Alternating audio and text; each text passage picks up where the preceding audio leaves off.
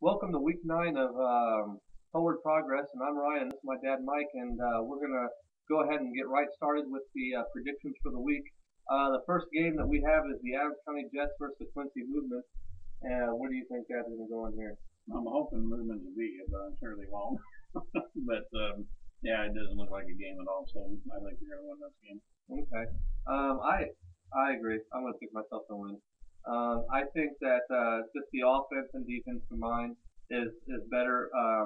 Quincy Movement had a good first two games of the season, and it's kind of gone downhill since then. So yeah, I don't know. I think His record's at 3-5. 3-5. Yeah, looks like 3-6. Andy, sorry. All right, next game. Mini Dicas and the Quincy 11. Well, I'm going to go ahead and go with Mini Dicas. He's doing pretty good. About a week ago, I looked at his roster and his record, and I couldn't believe that he was what 4-2, 5-2 now is he? He's 5-3, and just how well he's been doing, and that kind of scares me a little bit because it makes me think that he will be one of those teams that sneaks it and bites you in the butt in the playoffs. But I'm going to go ahead and go with the mini dip because I think they're going to win by quite a bit in this game. Yeah, Chicago Mini Dick is really surprising. I don't know if he just picked up some players here and there or what, but he looks like he's winning some games and he's doing it surprisingly. But I think this is going to be a lot closer than what you think. I think it's going to be a very close game. And I just believe that because Ben's playing against Ben Rosenberg is playing against at Denver, and Matt Schaub's playing at Indianapolis. I think Matt Schaub's going to score a lot of points in this game. Yeah, and it seems like the mini Ditkas are using Buckholzer and Sproles, but I still think they'll pull off this win. Yeah, I think Indianapolis don't have a second, um, no cornerbacks, no defensive backs, and so they've all been hurt and they're all knocked out for the season. So I think they're going to be passed on quite a bit. Quiet Storm, Boston. This is your game, Dad. What do you think's going to happen? Well, I hate this. I have never predicted myself to lose yet. I probably never will. But I don't know. I think I'm gonna pull this one off.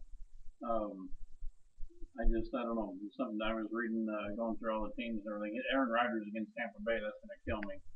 I'm just hoping Phil Rivers will be able to score a lot of points against the Giants. But other than that, I think it's going to be a very, very close game. But I think at the end you'll see that I'll become victorious. Okay, I think this is going to be a very close game. I wouldn't even be surprised if the score ended rather close, between 5 and 25 points somewhere in there difference by the end of the game.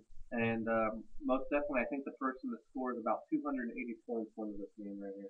If you score 280 points, you win this game. I'm going to go ahead and give you the win on this one too. I like your team.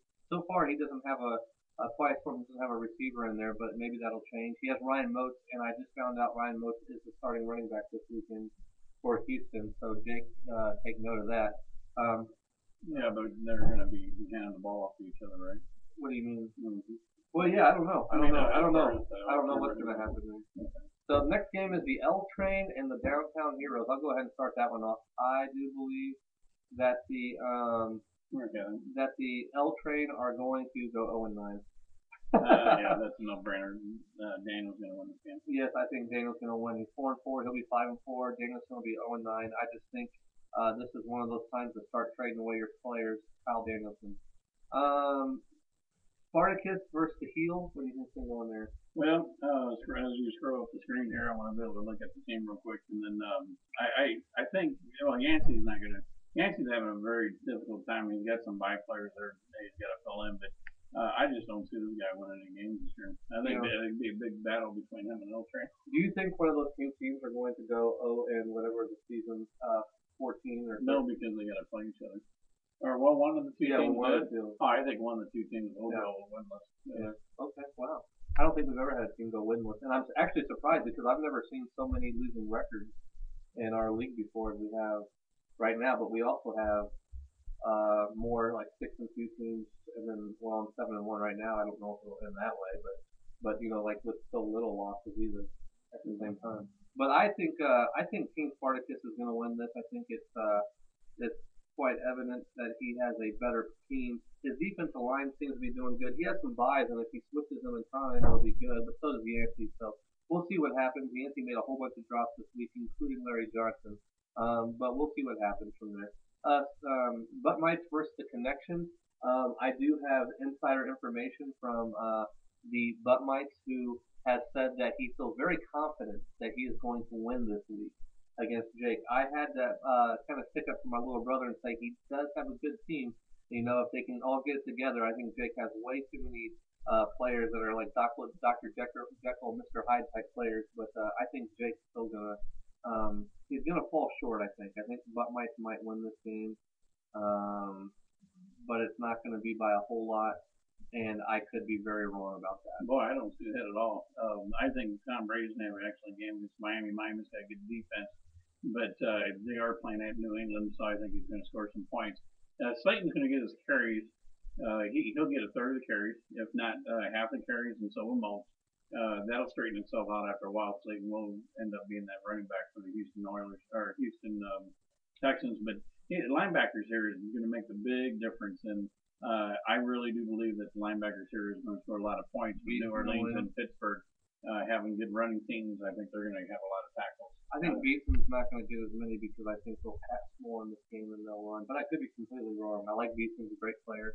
DJ Williams is a great player too. Pittsburgh will run the ball, but I think they've been showing they pass more lately than they've been running. So don't know. So who you saying is winning that game? I think when Q Town's going to. Okay.